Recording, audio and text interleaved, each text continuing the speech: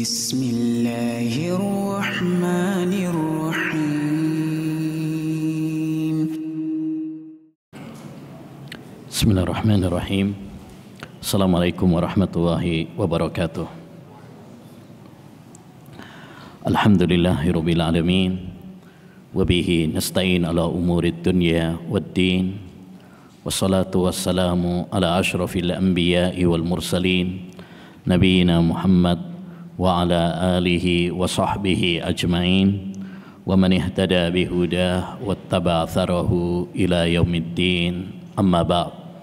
Rabbi israh li sadri wa yassir li amri wahlul 'uqdatam min lisani yafqahu qawli. Allahumma inna nas'aluka ilman nafi'a wa rizqan thayyiba wa amalan mutaqabbala. Ayyuhal ikhwah wal akhwat, kaum muslimin wal muslimat yang semoga senantiasa dirahmati dan diberkahi oleh Allah Subhanahu wa taala.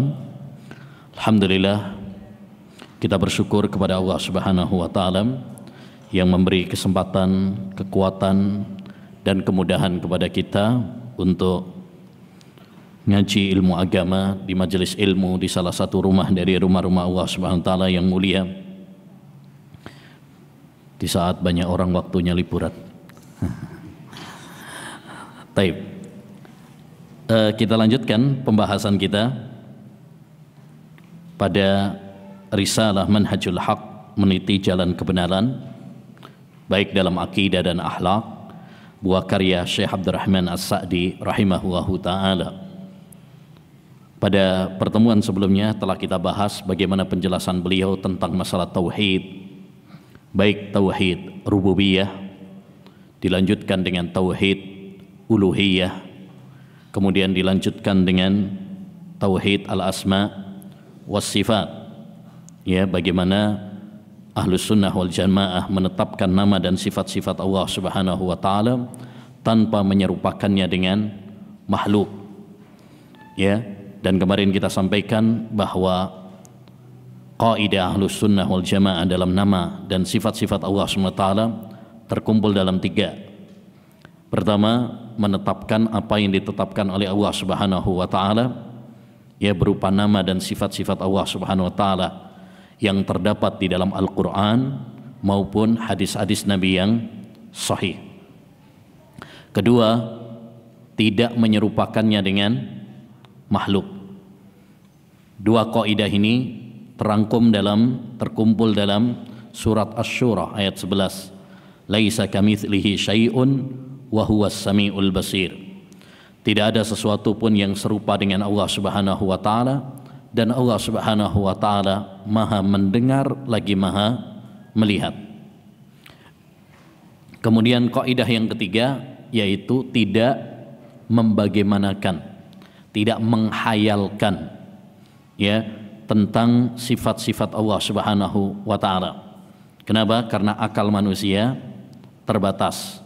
Betapapun kita memikirkan, maka itu tidak akan menjangkau tentang ilmu Allah Subhanahu wa taala. Makanya kita harus pasrah, tunduk terhadap dalil-dalil yang ada. Setelah beliau menjelaskan tentang tauhid, baik rububiyah, uluhiyah dan asma wa sifat, beliau pada bait yang ke-10 menjelaskan tentang beberapa nama dan sifat-sifat Allah Subhanahu wa taala secara lebih rinci. Dan ini ilmu yang sangat penting, ayyuhal ikhwah, yaitu kita mengenal tentang nama dan sifat-sifat Allah Subhanahu wa taala. Kenapa? Karena kita semakin mengenal nama dan sifat-sifat Allah Subhanahu wa taala, maka kita akan semakin cinta kepada Allah Subhanahu wa taala. Ya. Orang bilang apa? Tak kenal maka tak sayang. Kalau kita enggak mengenal Allah Subhanahu wa taala, bagaimana kita akan sayang sama Allah Subhanahu wa taala? Begitu juga dengan kita semakin mengenal nama dan sifat-sifat Allah Subhanahu wa taala, maka kita akan semakin takut sama Allah Subhanahu wa taala. Dahulu para ulama salaf mengatakan, man kana billahi a'raf kana lillahi ahwaf. Siapa yang semakin takut kepada Allah, siapa yang semakin kenal dengan Allah Subhanahu wa taala, maka dia akan semakin takut sama Allah Subhanahu wa taala. Kalau kita menyadari bahwa Allah Subhanahu wa taala Maha mendengar, Maha melihat, Maha mengetahui, maka itu akan menumbuhkan pada diri kita apa? Rasa takut kepada Allah Subhanahu wa taala. Sehingga kita akan berhati-hati dalam mengeluarkan kata-kata. Kita juga akan berhati-hati dalam melakukan perbuatan-perbuatan, terutama saat kita sedang sendirian. Ya, kenapa? Karena kita sadar ya bahwa Allah SWT mengawasi, melihat, walaupun semua orang tidak ada yang melihat, sehingga menumbuhkan rasa takut kepada Allah SWT. Makanya dahulu para ulama mengatakan inti ilmu adalah ma'rifatullah jalla wa'ala. Intinya ilmu itu adalah mengenal Allah Subhanahu wa ta'ala. Ini ilmu yang sangat penting sekali. Nah, pada bait yang ke-10 kita mulai ya, beliau menyebutkan beberapa nama dan sifat-sifat Allah Subhanahu wa ta'ala. Kata beliau, bismillahirrahmanirrahim, huwas samadul ali li idmi sifatihi wa kullu jami'il khalqi lillahi yasmudu. Dialah Allah Subhanahu wa taala As-Samad.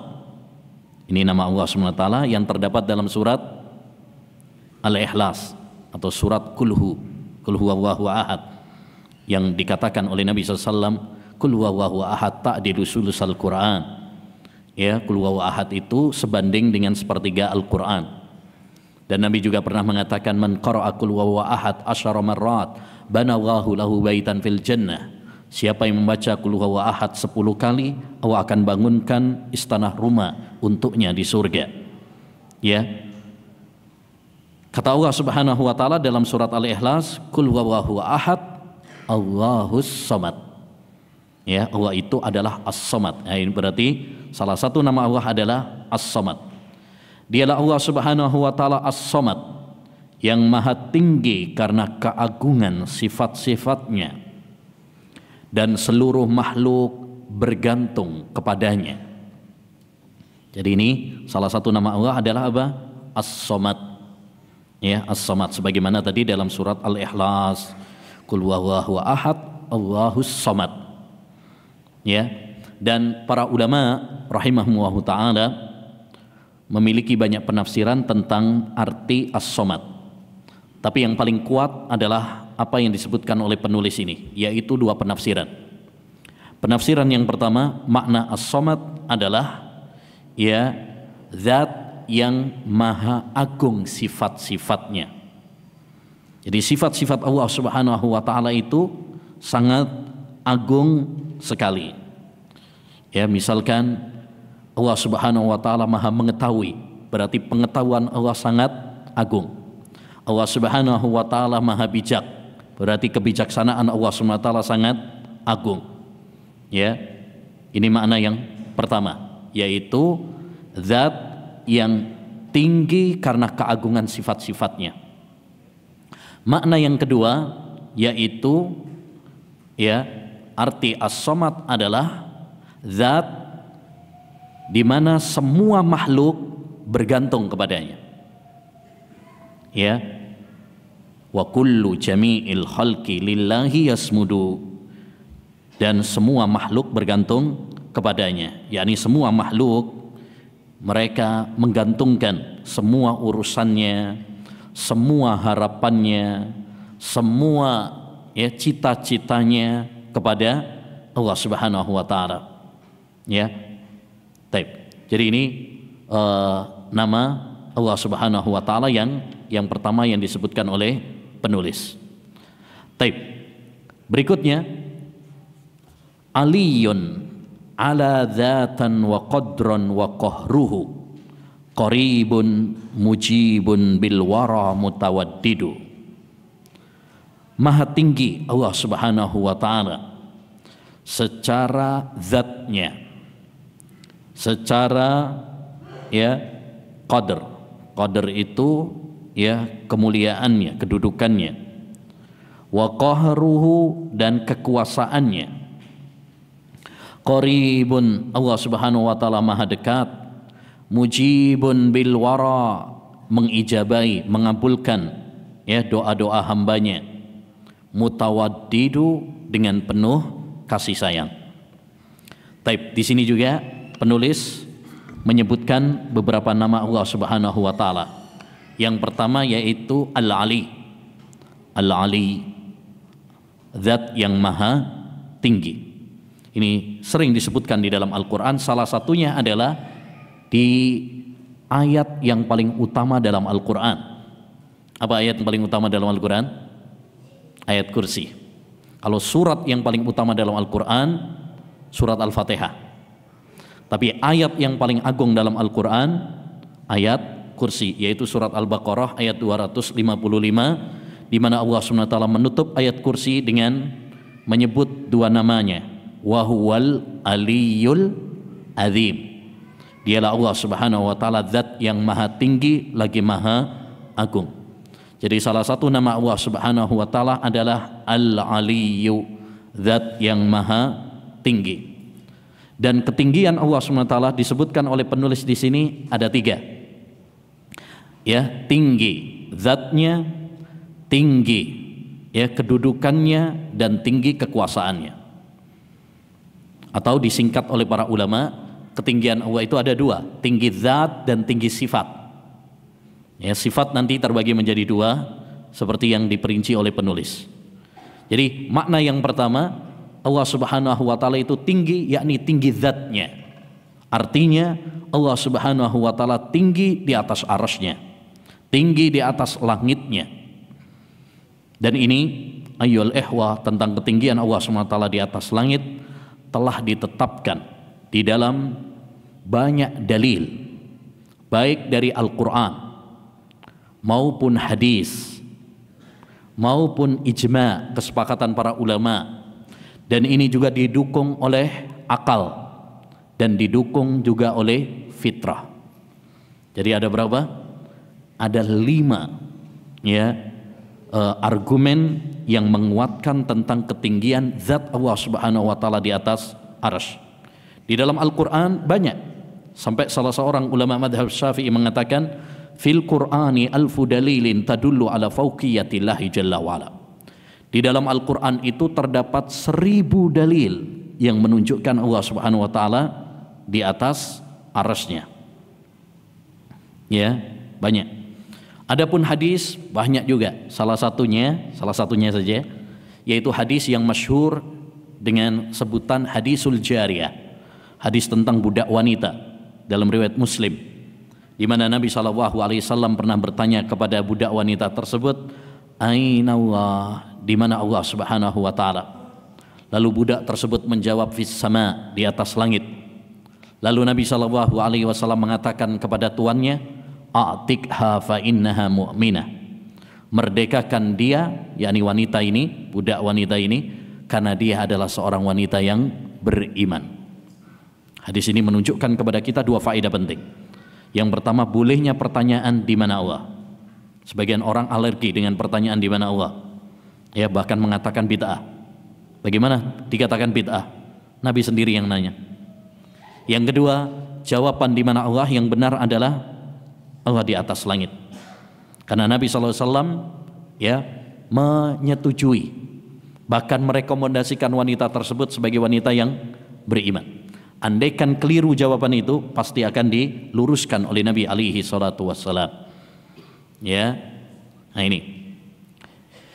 Kemudian juga ijma', para ulama sepakat bahwa Allah Subhanahu wa taala itu di atas langit, di atas arsy. Semua ulama sepakat. Tidak ada yang mengingkarinya kecuali orang-orang Jahmiyah, orang-orang Mu'tazilah, orang-orang ahli filsafat. Ya, kata Al-Imam Al-Auza'i, kami dan para tabi'in sepakat mengatakan Allah SWT itu di atas langit. Ya. Dan juga ayyuhal ikhwah, didukung oleh fitrah dan akal. Ya, fitrah dan akal. Fitrah manusia mengatakan Allah Subhanahu wa taala di atas langit.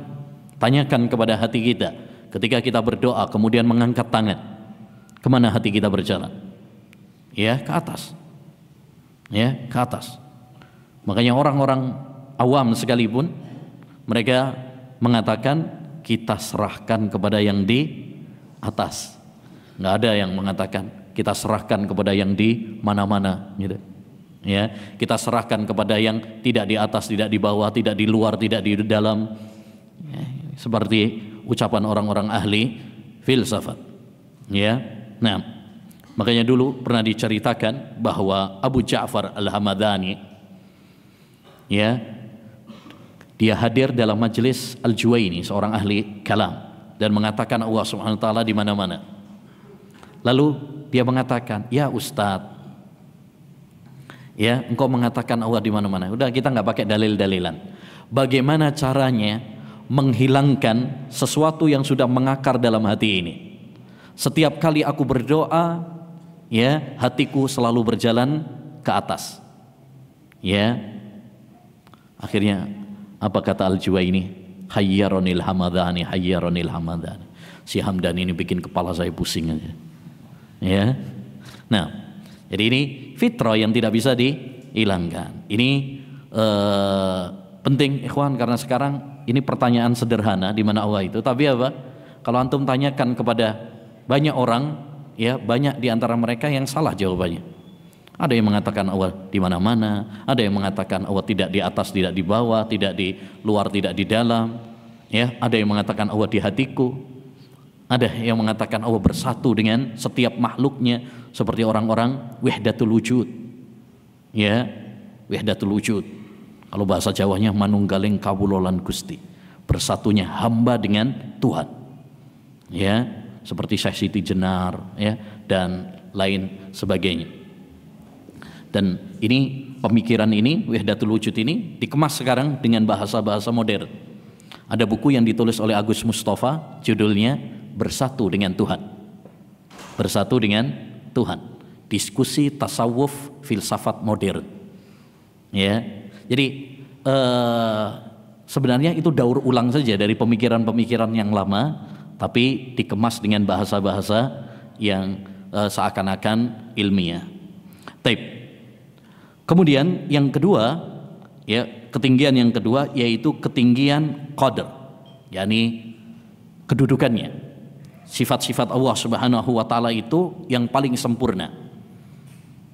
Ya. Sifat-sifat Allah Subhanahu wa taala itu adalah sifat-sifat yang sempurna.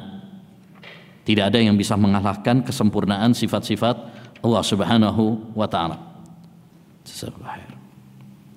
Taib. Sebagaimana kata Allah Subhanahu wa taala dalam Al-Qur'an, "Wa ma qadarullaha haqqa qadrih." Ya, demikian juga dalam Al-Qur'an, "Walillahil mathalul a'la." Bagi Allah Subhanahu wa taala perumpamaan yang lebih tinggi. Jadi kalau sifat-sifat Allah itu tuh sifat yang paling tinggi. Ya, sifat yang paling tinggi, sifat yang paling sempurna, berbeda dengan sifat-sifat makhluk. Mungkin kita sama-sama memiliki sifat tersebut. Misalkan Allah SWT Maha mendengar, Allah juga Maha mendengar, sama-sama mendengar. Tapi pendengaran Allah Subhanahu wa taala, ya, sempurna, tidak sama seperti pendengaran makhluk. Kalau makhluk banyak kekurangannya, jauh dikit udah nggak dengar.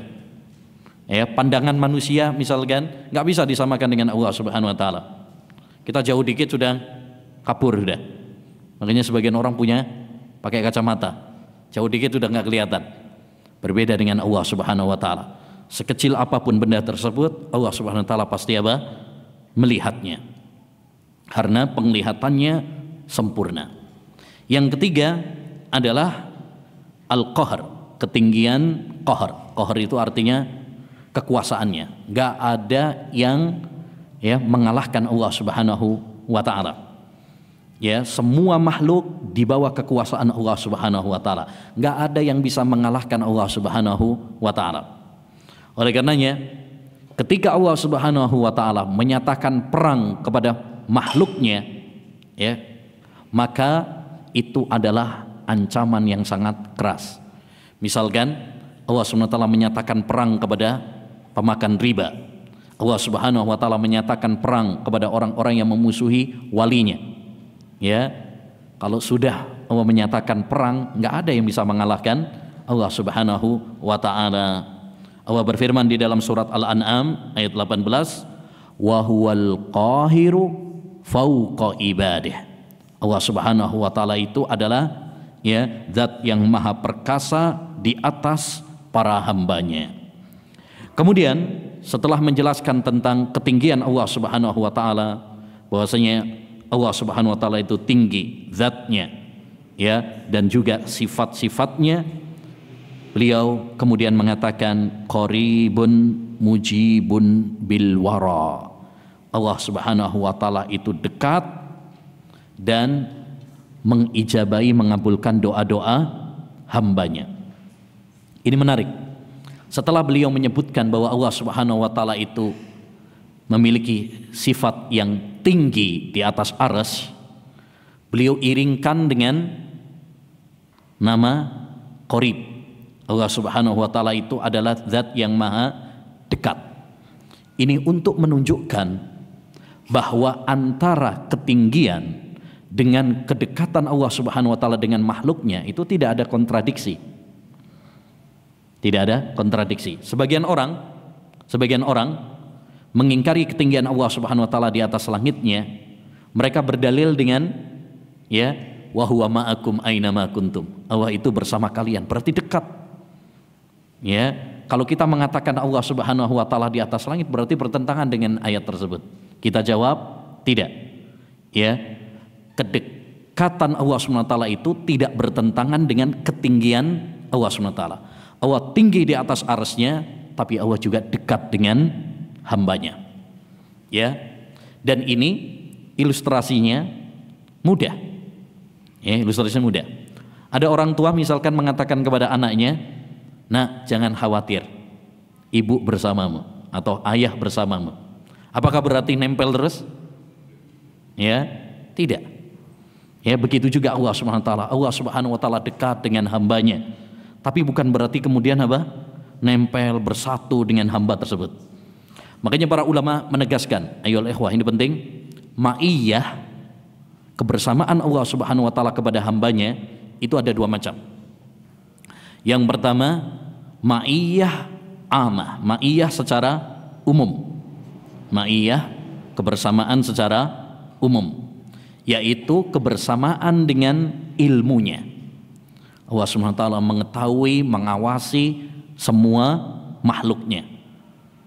Ini yang dimaksud dengan ayat tersebut, surat Al-Hadid ayat 4. Wa huwa ma'akum ainama kuntum.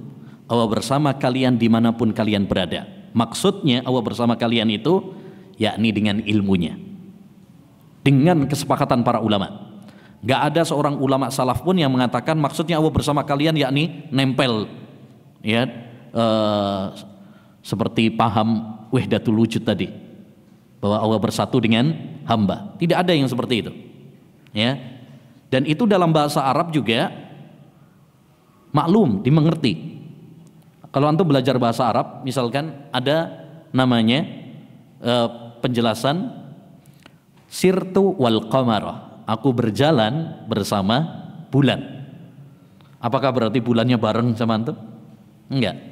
Atau dalam bahasa kita juga, kalau antum berkunjung misalkan ke rumah orang, teman, terus antum ditanya, antum sama siapa? Sendirian? Enggak, sama istri. Apakah istri antum nempel terus? Enggak juga. Jadi kebersamaan itu tidak mesti nempel. Nah, yang kedua, ma'iyah secara khusus. Ma'iyah, kebersamaan secara khusus, yaitu kebersamaan dalam arti menolong, dalam arti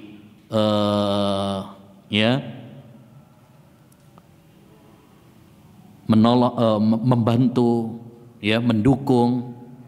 Seperti misalkan firman Allah dalam surat Al-Baqarah ayat 153, innallaha ma'as sabirin. Sesungguhnya Allah itu bersama orang-orang yang sabar. Ini disebut ma'iyah secara khusus, yakni Allah menolong hamba-hambanya yang sabar.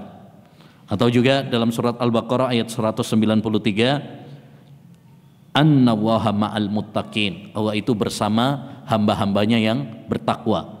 Maksudnya apa? menolong hamba-hambanya yang bertakwa, ya, mendukung, membersamai mereka, dalam artian ya seperti itu. Jadi Allah Subhanahu wa taala tinggi, tapi Allah Subhanahu wa taala juga apa? Dekat. Ya, makanya beliau melanjutkan, dekat di situ mujibun bil wara, mengabulkan ya doa-doa hambanya. Seperti disebutkan di dalam surat Al-Baqarah ayat 187, ketika Allah Subhanahu wa taala mengatakan, wa idza sa'alaka ibadi anni fa inni qarib ujibu da'watad da'i idza da'an. Apabila para hambaku bertanya kepadamu wahai Muhammad tentang aku, yaitu Allah Subhanahu wa taala, jawablah, saya sangat dekat dengan hambaku, saya mengabulkan doa orang-orang yang berdoa kepadaku. Ini makna kedekatan Allah Subhanahu wa taala, yakni Allah Subhanahu wa taala akan mengabulkan doa-doa mereka, Allah Subhanahu wa taala akan ya menolong mereka, Allah Subhanahu wa taala akan ya mewujudkan impian-impian mereka. Jadi intinya ketinggian Allah Subhanahu wa taala tidak bertentangan dengan dekatnya Allah Subhanahu wa taala dengan hamba. Allah tetap di atas arsy-Nya, di atas langitnya, itu kita imani. Tapi Allah Subhanahu wa taala juga dekat dengan hambanya, yaitu dengan pertolongannya, dengan ilmunya, ya, dengan ijabahnya dalam doa-doanya. Kemudian huwal hayyu wal qayyumu dzul judi wal ghina wa kullu sifatil hamdilillahi tusnadu. Dialah Allah Subhanahu wa taala al-hayyu, zat yang maha hidup, wal qayyum, dan berdiri sendiri, ya, mengurusi hambanya, dzul judi wal hina, Allah maha pemurah lagi maha kaya, wa kullu sifatil hamdilillahi tusnadu, dan setiap sifat terpuji disandarkan kepada Allah Subhanahu wa taala. Jadi Allah memiliki sifat-sifat yang sempurna, sifat-sifat yang terpuji bagi Allah Subhanahu wa taala. Taib, Al-Hayyul Qayyum, di sini dua nama yang sering disebutkan oleh Allah dalam Al-Qur'an juga, salah satunya dalam ayat kursi. La ilaha illa huwal hayyul qayyum, la ta'khudhuhu sinatu wala naum. Ya, dan dua sifat ini sifat yang sangat agung bagi Allah Subhanahu wa taala. Jadi kita meyakini Allah Subhanahu wa taala memiliki nama Al-Hayyu, zat yang maha hidup dengan kehidupan yang sempurna. Makhluk juga hidup, tapi beda dengan kehidupan Allah Subhanahu wa taala. Kalau kehidupan makhluk itu didahului dengan dulunya nggak ada, baru kemudian ada. Setelah itu nanti kita juga nggak ada. Kehidupan kita cuma sementara. Berbeda dengan kehidupan Allah Subhanahu wa taala. Allah Subhanahu wa taala kehidupannya apa? Sempurna. Ya, demikian juga seterusnya. Kita menetapkan nama dan sifat-sifat Allah tapi tidak sama dengan makhluknya, ya. Dzul judi, Allah Subhanahu wa taala itu maha pemurah. Betul, Allah Subhanahu wa taala maha pemurah, memberikan banyak nikmat kepada kita sampai tak terhitung jumlahnya. Wa in ta'uddu nikmatallahi la tusuha. Andaikan kalian menghitung nikmat-nikmat Allah, enggak bakalan kalian bisa ya menghitungnya. Surat An-Nahl ayat 18. Ya, banyak nikmat-nikmat Allah Subhanahu wa taala. Yang ini menunjukkan apa? Kemurahan Allah Subhanahu wa taala kepada hambanya. Wal ghina, dan Allah Subhanahu wa taala maha kaya. Ya, Allah Subhanahu wa taala zat yang maha kaya. Allah enggak butuh kepada makhluknya. Justru makhluk yang butuh kepada Allah Subhanahu wa taala. Sebagaimana dalam surat Fatir ayat 15, kata Allah Subhanahu wa taala, ya ayyuhan nas antumul fuqara'u ilallah wallahu huwal ghaniyyul hamid. Wahai sekalian manusia, kalian adalah hamba-hamba yang fakir kepada Allah Subhanahu wa taala, yang butuh sama Allah Subhanahu wa taala. Sedangkan Allah Subhanahu wa taala, Dia adalah zat yang maha kaya lagi terpuji. Oleh karenanya ikhwan, hendaknya kita menyadari, ikhwan dan akhwat sekalian, ketika kita beribadah kepada Allah Subhanahu wa taala, jangan menganggap ibadah kita bermanfaat bagi Allah Subhanahu wa taala. Ya, memberi keuntungan bagi Allah Subhanahu wa taala. Tidak sama sekali. Sebagaimana maksiat dan dosa kita yang kita lakukan itu tidak mengurangi ya kerajaan Allah Subhanahu wa taala sedikit pun. Ya. Jadi kalau kita baik, iman, beribadah, beramal soleh, itu tidak memberi keuntungan bagi Allah Subhanahu wa taala sedikit pun. Keuntungannya kepada siapa? Diri kita sendiri. Ya. Dan ketika kita melakukan maksiat, ketika kita melakukan kekufuran, kesyirikan, jangan bilang itu merugikan Allah Subhanahu wa taala. Tidak sama sekali. Ya. Kalau kita baik, manfaatnya ya kembali kepada diri kita. Kalau kita melakukan kemaksiatan, dosa, yang rugi juga kita sendiri. Makanya dalam hadis qudsi yang disebut dengan hadisul wali, Allah Subhanahu wa taala mengatakan, wahai para hambaku, andaikan semua kalian mulai dari yang awal Nabi Adam alaihissalam sampai akhir, manusia dan jin, andaikan semua kalian menjadi orang yang paling bertakwa, semua itu tidak menambah kerajaanku sedikit pun. Dan andaikan kalian semuanya, manusia dan jin, mulai dari awal sampai akhir, kalian menjadi orang yang paling rusak, yang paling bejat, ya, itu tidak mengurangi kerajaanku sedikit pun. Ya, karena Allah SWT tidak butuh kepada hambanya. Hamba yang butuh kepada Allah Subhanahu wa taala. Jadi ini harus kita tanamkan, ya, ketika kita beribadah kepada Allah itu tidak menguntungkan Allah Subhanahu wa taala. Makanya jangan bilang ketika saya beribadah ini karena kehebatan saya, tidak. Tapi ini adalah karena Allah Subhanahu wa taala yang memberikan kemudahan kepada kita, karena Allah Subhanahu wa taala yang memberikan nikmat kepada kita semuanya, sehingga kita terus menjadi hamba-hamba yang bersyukur, tidak sombong, kita menjadi hamba-hamba yang tawadhu, ya, kepada Allah Subhanahu wa taala. Baik. Berikutnya, ahata bikullil khalqi ilman wa qudratan wa birran wa ihsanan fa iyyahu na'budu. Allah Subhanahu wa taala kekuasaan dan ilmunya meliputi makhluknya, segala kebaikan miliknya, maka hanya kepadanya kami beribadah. Taib.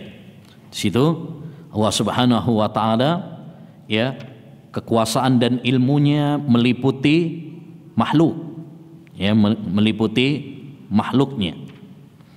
Sebagaimana dalam firman Allah Subhanahu wa taala dalam surat At-Talaq ayat 12, wa anna Allaha ahata bikulli syai'in ilma. Allah Subhanahu wa taala itu meliputi segala sesuatu ilmunya. Tidak ada satupun suatu kejadian yang enggak pernah diketahui oleh Allah Subhanahu wa taala. Itu enggak mungkin. Ya, Allah Subhanahu wa taala maha luas ilmunya, maha luas, ya, kekuasaannya. Tidak ada yang melemahkan Allah Subhanahu wa taala, tidak ada sesuatu pun yang tidak diketahui oleh Allah Subhanahu wa taala. Makanya ikhwan, hal-hal seperti ini, sifat-sifat seperti ini harus kita tanamkan dalam diri kita. Manusia bisa saja lepas dari pengawasan atasannya, pengawasan keluarganya, istrinya, ya, suaminya, orang tuanya, tapi mereka tidak akan bisa lepas dari pengawasan Allah Subhanahu wa taala. Ya, dan ini penting untuk kita tanamkan supaya tadi menumbuhkan rasa apa? Takut kepada Allah Subhanahu wa taala. Kalau kita selalu merasa diawasi oleh Allah Subhanahu wa taala, Allah maha luas, ya, pengetahuannya, pengawasannya, maka dimanapun kita berada, kapanpun kita akan selalu takut sama Allah Subhanahu wa taala. Berbeda kalau kita takutnya cuma sama atasan misalkan. Pas merasa, wah ini aman nih, nggak ketahuan sama KPK nih, ya misalnya. Atau kita hanya takut sama Suami atau takut sama istri. Suami-suami takut istri. Ya. Akhirnya pas lagi bepergian, wah ini aman. Istri nggak tahu nih, aman. Ya, seperti itu. Tapi kalau kita takut sama Allah Subhanahu wa taala dimanapun kita berada, walaupun di tengah malam yang gelap gulita, ya, kita akan takut sama Allah Subhanahu wa taala. Maka ini penting, ikhwan, yaitu mari kita tanamkan ya rasa takut kepada Allah Subhanahu wa taala dengan caranya bagaimana? Menanamkan nama-nama Allah ini pada diri kita. Allah SWT Maha mengetahui, Allah Maha mengawasi, ya, ilmunya meliputi segala sesuatu. Kemudian wabirron wa ihsanan, Allah Subhanahu wa taala sangat baik sama hambanya, ya. Ya, wa ma bikum min nikmatin faminallah. Tidak ada satu nikmat pun yang kalian peroleh kecuali itu dari Allah Azza wa Jal. Ya, Allah sangat baik sama hambanya. Ketika hambanya melakukan kerusakan, kemaksiatan, dosa, siang dan malam, Allah tetap membuka pintu taubat kepada hambanya. Kurang apa lagi Allah Subhanahu wa taala? Ya. Fa iyyahu na'budu, maka hanya kepada Allah saja kita beribadah. Iyyaka na'budu wa iyyaka nasta'in. Hanya kepada Engkau ya Allah kami beribadah dan hanya kepada Engkau kami minta pertolongan. Baik. Kita sudah adzan? Ini? Kayaknya ada suara adzan. Baik. Ya sudah. Kita lanjutkan satu bait lagi, 1 menit. Lumayan. Wa yubsiru dzarratil awalimi kullaha wa yasma'u aswatal ibadi wa yashhadu. Ya, Allah Subhanahu wa taala melihat terhadap segenap alam seluruhnya dan Maha mendengar semua suara hamba serta menyaksikannya. Nah, ini juga kita tanamkan dalam diri kita bahwasanya Allah Subhanahu wa taala itu Maha melihat, Maha mendengar dan Maha menyaksikan. Ya, walaupun ya kita misalkan mohon maaf curi-curi pandang, oh tahu, ngelirik-ngelirik misalkan, Allah Subhanahu wa taala tahu. Kata Allah Subhanahu wa taala apa? Ya'lamu kha'inatal a'yun. Allah Subhanahu wa taala tahu melihat pengkhianatan mata. Ya, ada akhwat lewat antum lirik gini. Oh tahu. Ya, mungkin yang lain nggak ada yang tahu gitu kan.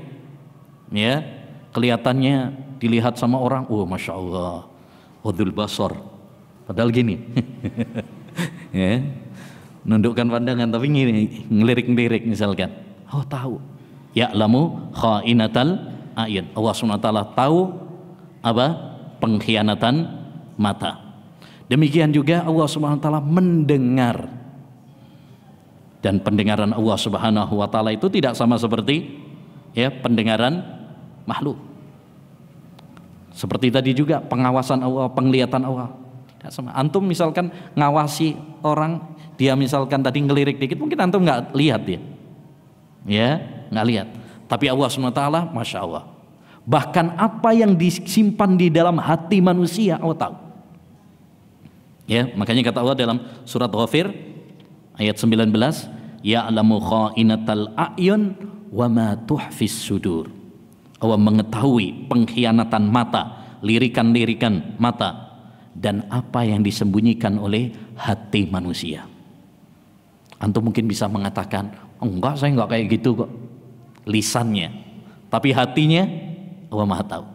Kita bisa aja bohong sama manusia, tapi kita enggak akan bisa bohong sama Allah Subhanahu wa taala. Demikian juga kita meyakini Allah Subhanahu wa taala Maha mendengar. Dan pendengaran Allah Subhanahu wa taala sangat tajam. Enggak sama seperti pendengaran makhluk. Kita kalau sama makhluk mungkin bisik-bisik dikit udah enggak dengar dia. Jauh dikit udah enggak dengar dia.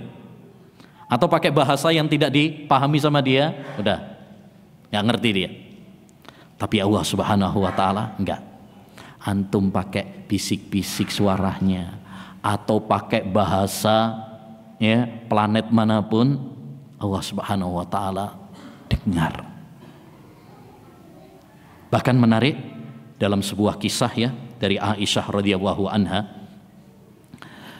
suatu saat pernah ada salah seorang wanita datang kepada Nabi sallallahu alaihi wasallam mengadu, curhat sama Nabi sallallahu alaihi wasallam karena dia dizihar oleh suaminya.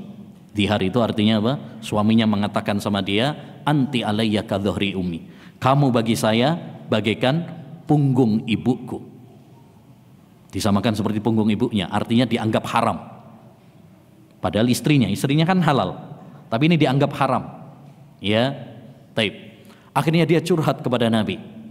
Kata Aisyah, saya di kamar Nabi SAW dan rumahnya Nabi itu nggak besar kayak rumah kita sekarang ya, nggak terlalu besar. Itu aja kata Aisyah apa? Saya remang-remang dengarnya. Ada yang saya dengar, ada yang tidak. Karena suaranya lirih wanita tersebut. Tapi apa?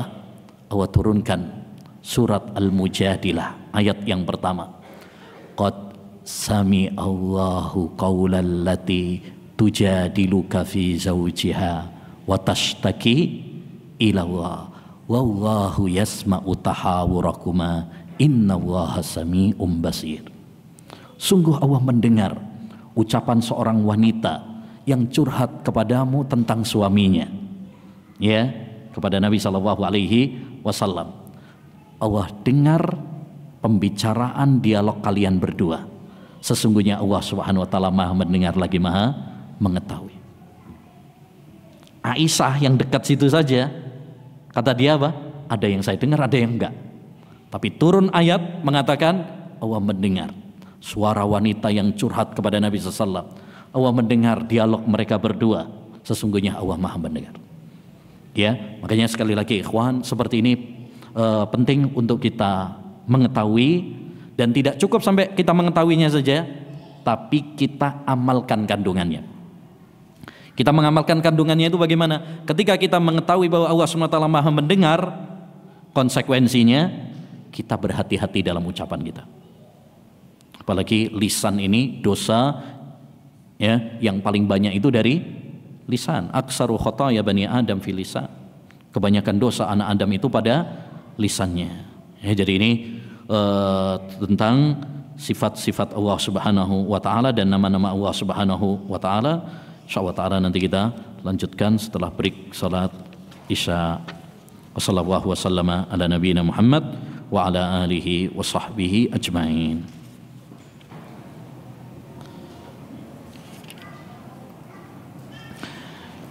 Bismillahirrahmanirrahim. Alhamdulillah wassalatu wassalamu ala Rasulillah wala haula wala quwata illa billah, amma ba'd. Kita lanjutkan pembahasan kita pada bait yang ke-15. Penulis mengatakan lahul mulku walhamdul muhitu bimulkihi wa hikmatuhul udhma bihal khalqu tashhadu. Hanya milik Allah saja kerajaan dan pujian, yang kerajaannya meliputi segala sesuatu dan makhluknya dapat menyaksikan hikmah penciptaannya yang agung. Jadi hanya bagi Allah Subhanahu wa taala kerajaan. Makanya dalam Al-Qur'an Allah Subhanahu wa taala mengatakan limanil mulkul yaum lillahil wahidil qahar. Ya, untuk siapakah, milik siapakah kerajaan hari ini? Milik Allah Subhanahu wa taala. Begitu juga firman-Nya dalam surat Az-Zukhruf ayat 85, lahu mulkus samawati wal ardi wa ma bainahuma. Bagi Allah Subhanahu wa taala kerajaan langit dan bumi serta apa yang di antara langit dan bumi. Ya. Ini semuanya adalah milik Allah Subhanahu wa ta'ala. Adapun yang lainnya, kalaupun mereka disebut raja, itu hanya raja sementara dan terbatas. Ya, sementara artinya tidak kekal dan abadi. Terbatas karena berarti kerajaannya hanya sebatas wilayahnya saja. Berbeda dengan kerajaan Allah Subhanahu wa taala, ini adalah kerajaan yang mutlak, kerajaan yang menyeluruh. Ya. Nah, demikian juga bagi Allah Subhanahu wa taala alhamd, segala pujian. Dan dulu sudah kita sampaikan makna pujian yaitu menyebutkan kebaikan-kebaikan Allah Subhanahu wa taala atas dasar cinta dan pengagungan. Ya, dan ini hanya milik Allah Subhanahu wa taala saja. Seperti dalam Al-Qur'an, alhamdulillahi rabbil alamin. Segala puji bagi Allah Subhanahu wa taala. Demikian juga dalam kalimat tauhid, kalimat talbiyah yang diucapkan oleh orang yang masuk dalam manasik haji dan umrah. Labbaik Allahumma labbaik, la syarika laka labbaik, innal hamda wan ni'mata laka wal mulk la syarika. Ini disebut dengan kalimat tauhid, talbiyah. Ya Allah, aku penuhi panggilanmu, tidak ada sekutu bagimu. Sesungguhnya ya, segala pujian dan kerajaan hanyalah milikmu. Nah, wa hikmatuhul uzma bihal khalqu tashhadu, dan hikmah-hikmah Allah Subhanahu wa taala ini ya disaksikan oleh makhluknya, yakni makhluk ya, mereka mengetahui tentang hikmah penciptaan Allah Subhanahu wa taala. Allah menciptakan makhluknya tidak ada yang sia-sia. Ya. Tidak ada yang sia-sia. Allah berfirman dalam Al-Qur'an surat Al-Mu'minun ayat 115, afahasibtum annama khalaqnakum abatha. Apakah kalian mengira bahwa kami menciptakan kalian itu sia-sia, gak ada gunanya gitu, main-main aja gitu? Enggak. Oleh karenanya gak ada sesuatu yang sia-sia dalam ciptaan Allah, dalam syariat Allah Subhanahu wa taala. Semuanya pasti di atas hikmah. Dan ini ayyul ikhwah harus kita fahami baik-baik. Tidak ada dalam penciptaan Allah Subhanahu wa taala, demikian juga dalam hukum-hukum Allah Subhanahu wa taala, dalam syariat-syariat Allah Subhanahu wa taala itu yang tidak ada hikmahnya, itu nggak mungkin. Ya, semua syariatnya dibangun di atas hikmah. Semua ciptaannya dibangun di atas hikmah. Ya, mungkin kita bertanya, terus apa Allah Subhanahu wa taala hikmahnya menciptakan misalkan binatang-binatang yang memadorotkan seperti ular, ya, kalajengking, tikus misalkan. Apa faedahnya? Apa hikmahnya? Ya, dijawab oleh para ulama, ada hikmahnya. Di antara hikmahnya adalah apa? Supaya kita berlindung kepada Allah SWT dari kejahatan-kejahatan hewan tersebut.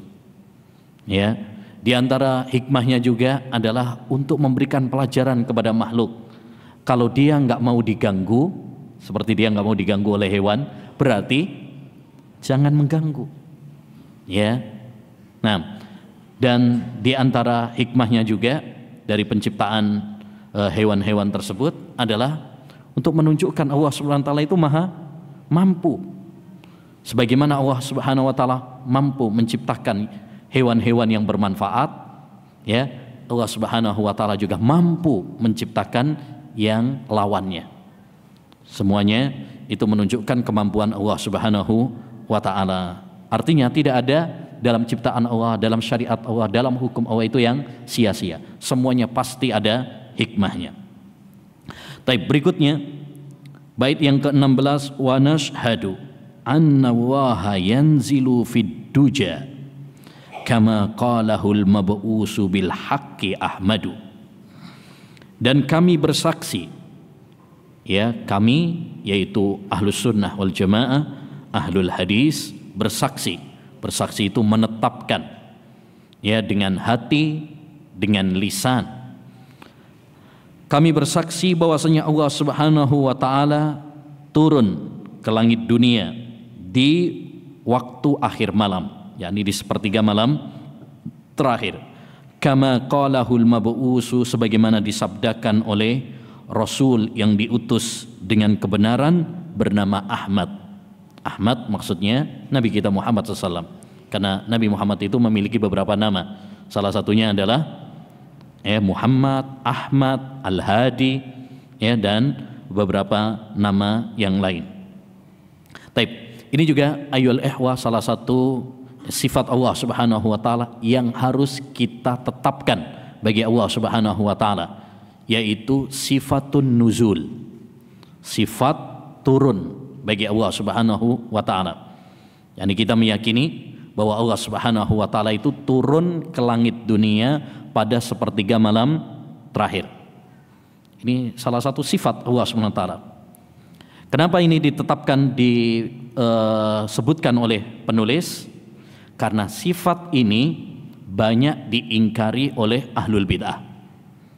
Ya, banyak orang-orang ahlul bid'ah, ahli filsafat dari kalangan Jahmiyah, Mu'tazilah, bahkan kaum Asy'ariyah tidak menetapkan sifat turun bagi Allah Subhanahu wa taala. Mereka enggak percaya dengan sifat ini, padahal sifat turun bagi Allah Subhanahu wa taala ini disabdakan oleh Nabi Muhammad SAW dalam banyak hadisnya yang sahih. Bahkan menurut para ulama ahlul hadis derajatnya mutawatir. Apa itu mutawatir? Yaitu hadis yang diriwayatkan dari jalur yang banyak sekali, yang tidak mungkin para perawinya sepakat di atas kedustaan. Hadis-hadis tentang masalah ini banyak sekali. Di antaranya hadis Abu Hurairah radhiyallahu an dalam Bukhari Muslim, bahwa Nabi SAW bersabda, yanzilu Rabbuna tabaraka wa ta'ala ila sama'id dunya fi sulusil akhir. Allah Subhanahu wa taala, Rabb kita, tegas di sini Nabi mengatakan Rabb kita turun, tegas. Ya, yang turun adalah Rabb kita, yaitu Allah Subhanahu wa taala. Ini nggak bisa diotak-atik lagi. Sebagian orang mengatakan, oh yang turun bukan Allah Subhanahu wa taala, yang turun adalah rahmatnya, yang turun adalah malaikatnya, yang turun adalah perintahnya. Ya, kita katakan kepada orang-orang tersebut, a'antum a'lamu amillah, apa kamu lebih tahu daripada Allah Subhanahu wa taala? Apa kamu lebih fasih daripada Nabi Muhammad SAW? Ya, Rasulullah dengan tegas mengatakan Rabb kita turun. Ada yang lebih fasih daripada Nabi Muhammad SAW? Ya, nggak ada. Kemudian yang kedua, kalau kita mengatakan di situ yang turun adalah rahmatnya atau malaikatnya, ya, lanjutkan hadisnya. Allah Subhanahu wa taala Rabb kita turun pada setiap malam, ya, ke langit dunia pada sepertiga malam terakhir. Yaqul may yad'uni fa astajiba lahu, siapa yang minta kepadaku saya akan, ya, siapa yang berdoa kepadaku saya akan mengabulkan doanya. May yas'aluni fa u'tiyahu, siapa yang minta kepadaku saya akan memenuhi permintaannya. May yastaghfiruni fa aghfir lahu, siapa yang minta ampun kepadaku saya akan ampuni. Pertanyaannya, kalau itu adalah malaikat, mungkin nggak malaikat itu mengatakan seperti itu? Siapa yang berdoa kepadaku saya akan kabulkan. Emang boleh malaikat mengatakan seperti itu? Ya, nggak mungkin. Karena yang mengabulkan doa, yang mengampuni dosa-dosa, ya bukan malaikat, tapi Allah Subhanahu wa taala. Jadi ini sifat yang harus kita tetapkan karena hadisnya sahih.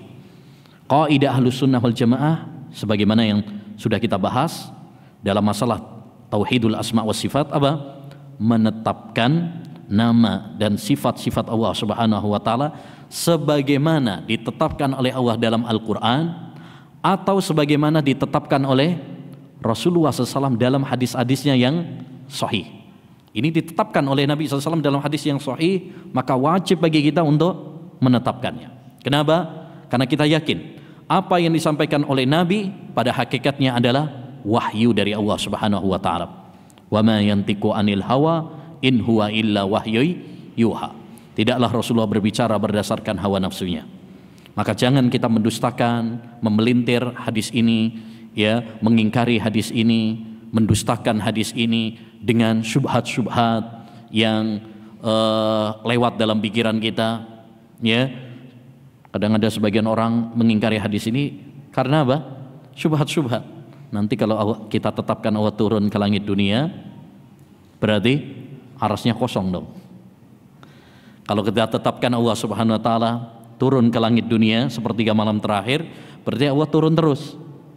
Karena sepertiga malam terakhir di Indonesia beda dengan sepertiga malam terakhir di Saudi, di Amerika, dan di negara-negara yang lain.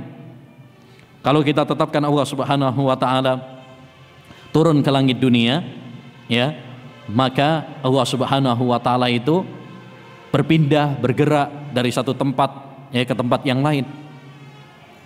Dan seterusnya dan seterusnya. Ya. Ingat kaidah yang disebutkan oleh penulis kemarin, kewajiban kita itu cuma apa? Ya, beriman. Kemudian patuh, tunduk. Jangan main akal-akalan. Karena dalam masalah gaib seperti ini tidak boleh kita kemudian ya bermain akal-akalan. Ya, orang-orang yang tidak menetapkan sifat Allah Subhanahu wa taala turun ini rata-rata pakai apa? Akal-akalan. Kewajiban kita itu tunduk, patuh, beriman. Ya, seperti kata Imam Zuhri, minallahi risalah wa ala rasulil balagh wa alaina taslim. Ya, wahyu itu dari Allah SWT. Nabi Muhammad menyampaikan. Adapun tugas kita adalah tunduk, patuh, nerima apa yang difirmankan oleh Allah SWT dan disabdakan oleh Rasulullah SAW. Jadi ini ayyuhal ikhwah beberapa sifat yang disebutkan oleh penulis dan wajib bagi kita untuk menetapkannya. Berikutnya beliau berpindah kepada pembahasan tentang iman kepada para rasul. Wa nashhadu anna Allaha arsala rusulahu bi ayatihi lil khalqi tahdi wa turshidu.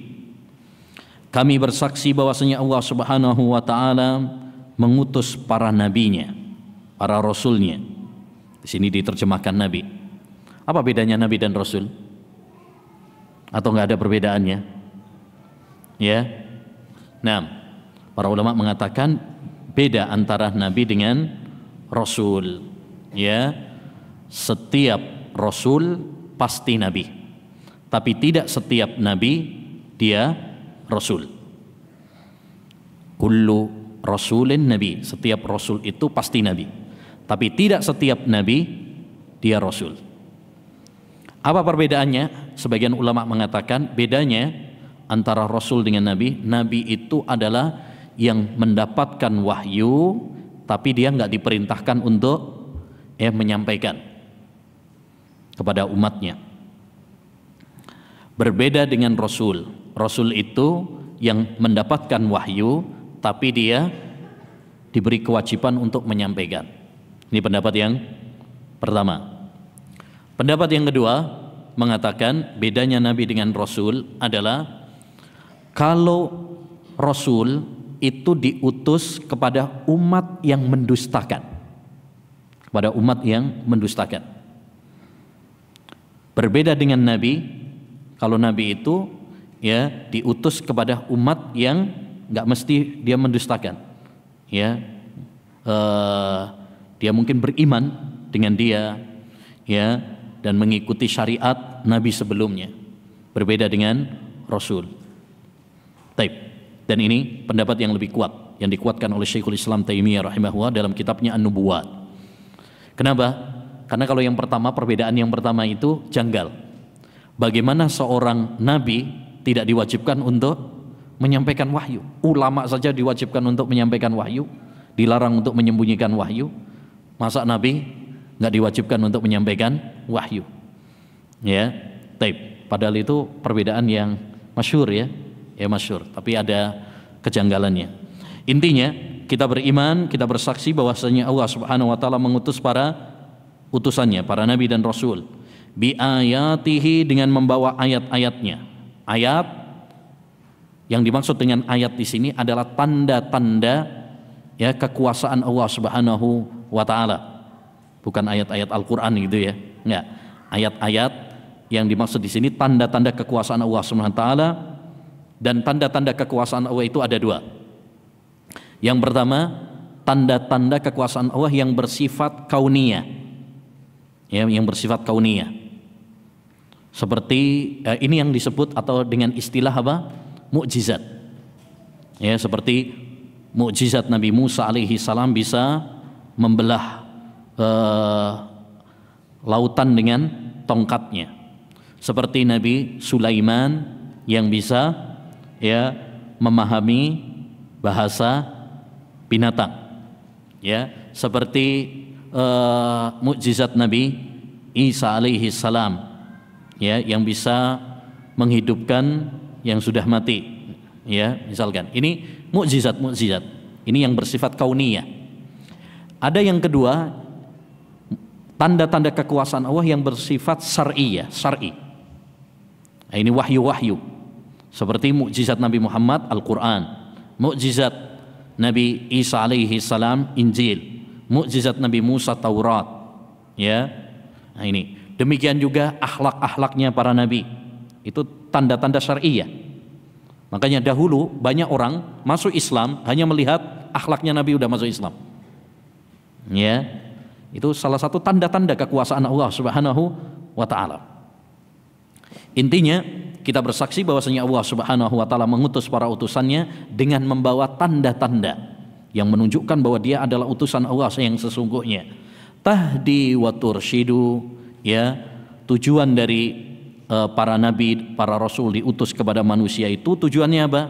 Tahdi, memberi petunjuk, wa tursyidu, dan bimbingan kepada para hamba. Ya, jadi Allah Subhanahu wa taala mengutus para nabi tujuannya adalah untuk memberikan hidayah. Hidayah apa ini namanya? Hidayah irsyad, hidayah petunjuk. Karena hidayah itu ada dua. Ya, hidayah itu ada dua. Yang pertama hidayatul irsyad, hidayah petunjuk. Seperti dalam Al-Quran, misalkan surat Asy-Syura ayat 52, Allah Subhanahu wa taala berfirman tentang Nabi Muhammad SAW, wa innaka latahdi ila siratim mustaqim. Sesungguhnya engkau wahai Muhammad memberikan hidayah kepada jalan yang lurus. Jadi di situ ditetapkan bahwa Nabi Muhammad itu memberi hidayah. Ini hidayatul irsyad, petunjuk. Nabi menjelaskan, ya, menunjukkan kepada umat, ya, tentang wahyu-wahyu Allah Subhanahu wa taala, syariat Allah Subhanahu wa taala. Ya, kayak kita juga para dai, para ustadz menyampaikan, nah, itu hidayatul irsyad. Itu bukan hanya khusus kepada Nabi Muhammad saja. Ya, para ulama, para dai juga memiliki hidayatul irsyad ini. Taib. Yang kedua, ini disebut dengan hidayatut taufik. Hidayat taufik. Kalau ini khusus Allah Subhanahu wa taala saja. Bahkan Nabi Muhammad pun tidak memilikinya. Makanya Allah Subhanahu wa taala berfirman dalam surat Al-Qasas ayat 52, "Innaka la tahdi man ahbabta, walakinnallaha yahdi may yasha." Sesungguhnya kamu wahai Muhammad tidak memberikan hidayah. Ya, perhatikan. Tadi dalam surat Asy-Syura ayat 52 Allah menetapkan Nabi Muhammad itu memberikan hidayah. Tapi dalam ayat ini Allah Subhanahu wa taala menafikan, meniadakan, ya, Nabi itu nggak bisa memberi hidayah. Maksudnya kata para ulama, hidayah taufik. Ini penting ya kawan, supaya kita tidak salah paham. Sehingga menuduh bahwasanya ayat Al-Qur'an itu apa? Saling bertentangan. Ada sebagian orang, apa ini Al-Qur'an saling bertentangan? Satu ayat menetapkan hidayah bagi Nabi, satu ayat yang lain, ya, meniadakan hidayah bagi Nabi SAW. Ya, bukan ayatnya yang salah, tapi ilmu Anda yang belum nyampe. Ya, ilmu Anda yang masih, ya, kurang, perlu belajar lagi. Karena para ulama mengatakan hidayah itu ada dua. Yang pertama tadi hidayatul irsyad, itu yang disebutkan dalam surat Asy-Syura ayat 52. Adapun hidayatut taufik, ya, itu khusus bagi Allah SWT. Makanya Nabi Muhammad SAW memberikan petunjuk memberikan nasihat, dakwah kepada Abu Talib, mengajaknya masuk Islam. Tapi yang membuka hati Abu Talib untuk menerima Islam siapa? Allah Subhanahu wa taala. ternyata Allah SWT tidak berkehendak. Ya, makanya Allah mengatakan, kamu wahai Muhammad tidak bisa memberikan hidayah kepada orang yang kamu cintai, yaitu Abu Talib. Walakinna Allaha yahdi man yasha. Tapi Allah memberikan hidayah kepada siapapun yang dikehendakinya. Ini untuk sebagai pelajaran, ya, bahwa hidayah taufik hanya milik Allah SWT. Nabi Muhammad pun nggak memilikinya. Tugas Nabimu hanya menyampaikan, hanya memberikan nasihat, memberikan dakwah. Adapun yang menunjukkan hati manusia untuk menerima hidayah tersebut hanyalah Allah Subhanahu wa ta'ala. Kemudian wa fadhala bainar rusuli wal khalqi kullihim bihikmatihi jallal azimul muwahhadu. Allah Subhanahu wa ta'ala mengutamakan para rasul dibandingkan makhluk semuanya sebagai hikmah zat yang maha suci serta maha agung yang wajib untuk ditauhidkan. Ini maksudnya ayyuhal ikhwah, para nabi, para rasul, mereka itu keutamaannya bertingkat-tingkat. Tidak satu kedudukan, satu paket gitu sama semuanya, tidak. Kita meyakini bahwasanya para nabi itu apa? Bertingkat-tingkat, ya, kedudukannya. Sebagaimana kata Allah SWT dalam surat Al-Baqarah ayat 253. Ya, kata Allah SWT apa? Tilkar rusulu faddalna ba'dahum ala ba'din. Itulah para rasul yang kami lebihkan antara satu dengan yang lain. Minhum man kallamallah. Di antara mereka ada yang diajak bicara sama Allah. Siapa itu? Nabi Musa alaihissalam. Ya, jadi para nabi itu tidak satu tingkatan. Makanya ada yang beberapa tingkatan. Yang paling utama adalah Nabi Muhammad SAW. Kemudian ulul azmi. Ulul azmi itu Nabi Nuh, Nabi Ibrahim, Nabi Musa, Nabi Isa. Ya, baru kemudian nabi-nabi yang lain. Artinya para nabi itu tidak satu tingkatan, mereka bertingkat-tingkat. Fa afdalu khalqillahi fil ardi was sama nabiyul huda wal alamina Muhammadu. Ya, yang paling utama di antara makhluk Allah di bumi dan di langit adalah Nabi Muhammad sallallahu alaihi wasallam. Ya, Nabi bersabda, ana sayyidu waladi Adama wala fakhar. Saya adalah penghulu anak Adam. Ini terdepan. Berarti Nabi Muhammad itu orang yang paling istimewa. Ya, nabi yang paling istimewa, nabi yang paling mulia adalah Nabi kita Muhammad sallallahu alaihi wasallam. Wa khassalahu ar-rahmanu ashabahul ula aqamul huda wad dina haqqan wa mahhadu fahubbu jami'il ali was sahbi indana ma'asyira ahlil haqqi fardhun muakkadu. Allah telah mengkhususkan para sahabat Nabi yang telah menegakkan petunjuk dan agama dengan sebenar-benarnya. Maka mencintai seluruh ahlul bait dan para sahabat menurut kami di sini maksudnya ahlus sunnah wal jamaah. Ya, hukumnya adalah wajib. Taib. Ini akidah Ahlus Sunnah wal Jamaah tentang para sahabat dan ahlul bait. Sahabat, definisi para sahabat adalah apa? Ya, man laqiyan nabiyya sallallahu alaihi wasallam mu'minan bihi wa mata ala dzalik. Orang yang bertemu dengan Nabi Muhammad SAW dan dia beriman kepada Nabi dan mati dalam keadaan iman. Itu definisi sahabat. Siapa yang bertemu dengan Nabi? Jadi kalau nggak ketemu bukan sahabat, walaupun dia sezaman. Contoh Raja Najasyi. Raja Najasyi itu sezaman dan dia beriman dengan Nabi. Makanya ketika meninggal dunia Nabi mensolatinya, solat ghaib. Tapi dia nggak pernah ketemu Nabi. Nabi di Madinah, dianya di Ethiopia, Afrika. Nggak ketemu, maka ini tidak disebut sebagai sahabat. Karena syarat sahabat itu harus pernah ketemu, walaupun cuma sebentar. Syarat yang kedua, beriman. Jadi kalau ketemu tapi nggak pernah beriman dengan Nabi, bukan sahabat. Walaupun sering ketemunya. Abu Jahal, Abu Lahab, Abdullah bin Ubay bin Salul, sering ketemu sama Nabi SAW, tapi nggak beriman, maka dia bukan sahabat. Syarat yang ketiga, wa mata ala dzalik, dia mati dalam keimanan. Kalau dia pernah Islam pernah beriman sama Nabi, bertemu sama Nabi, ya, tapi setelah itu dia murtad dan mati dalam kekufuran, berarti bukan sahabat. Seperti siapa? Abdullah bin Khattal. Contohnya itu Abdullah bin Khattal. Abdullah bin Khattal ini masuk Islam, ketemu sama Nabi, tapi setelah itu murtad. Bahkan dia mencela Nabi Muhammad SAW. Dia menyuruh budak wanitanya untuk mencela Nabi, ya, dan dia mati dalam kekufuran, yaitu saat Fathu Mekkah atas instruksi Nabi, perintah Nabi. Ya, kata Nabi, Ibnu Khattal uktulu, siapa yang ketemu Ibnu Khattal bunuh dia, karena dia mencela Nabi Muhammad SAW. Ini juga menunjukkan kepada kita bahwa hukuman pembunuh pencela Nabi adalah dibunuh. Makanya Syekhul Islam punya buku As-Sarimul Maslul ala Syatimir Rasul, pedang terhunus untuk pencela Nabi. Ya, maka hati-hati dari mencela Nabi Muhammad sallallahu alaihi wasallam. Ya, taib. Dan para sahabat kita tahu semuanya mereka adalah orang-orang yang terbaik. Ya, yang dipuji oleh Allah Subhanahu wa taala, diridhoi oleh Allah Subhanahu wa taala. Surat At-Taubah ayat 100 Allah menegaskan radhiyallahu anhum wa radhu'an. Allah ridho kepada mereka dan mereka pun ridho kepadanya. Ya. Dan Nabi juga mengatakan khairun nas qarni.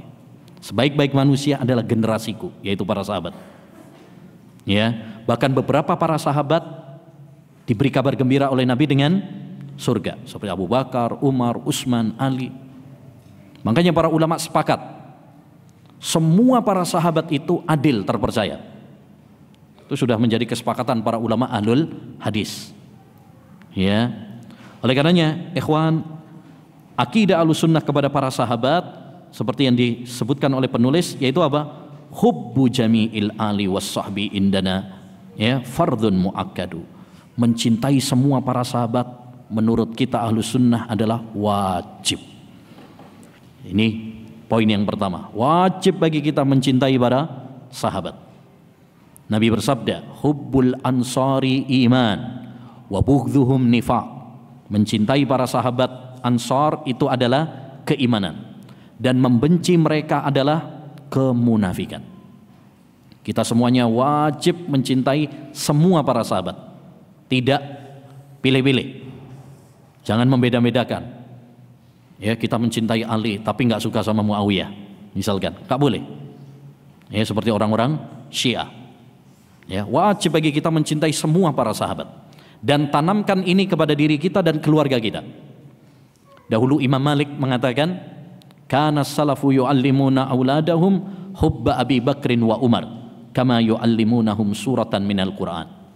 Adalah para salaf, mereka mengajarkan kepada anak-anak mereka untuk cinta kepada Abu Bakar dan Umar sebagaimana mengajarkan ayat dalam Al-Qur'an.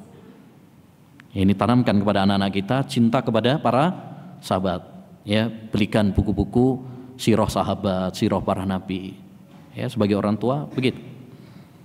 Yang kedua adalah kewajiban kita kepada para sahabat apa? Yaitu ya, mendoakan kebaikan untuk para sahabat. Mendoakan kebaikan untuk para sahabat.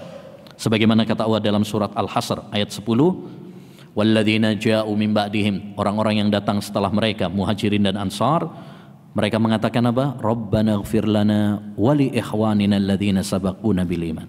Ya Allah, ampuni kami dan orang-orang yang mendahului kami dalam keimanan. Siapa yang dahului kita dalam keimanan? Para sahabat.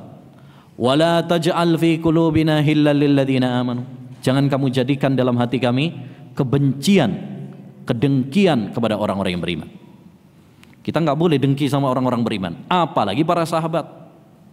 Ya, karena para sahabat itu nomor satu orang berimannya.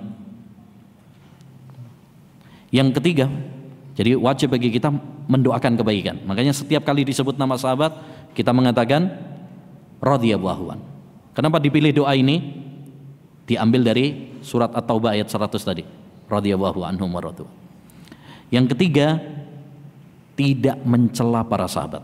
Hati-hati dari mencela para sahabat, menghina para sahabat. Nabi bersabda, man sabba ashabi fa alaihi la'natullah wal malaika wan nasi ajmain. Siapa yang mencela para sahabatku, baginya adalah laknat Allah, laknat para malaikat dan semua manusia. Hati-hati dari paham Syiah Rafidah yang suka mencela para sahabat, melaknat para sahabat, mengkafirkan para sahabat. Ya, mereka adalah orang-orang munafik, zindiq, yang ingin menghancurkan Islam dari dalam. Dan yang keempat, sikap kita kepada para sahabat, jangan membahas pertikaian-pertikaian yang terjadi di antara para sahabat. Tahan lisan kita. Jangan sampai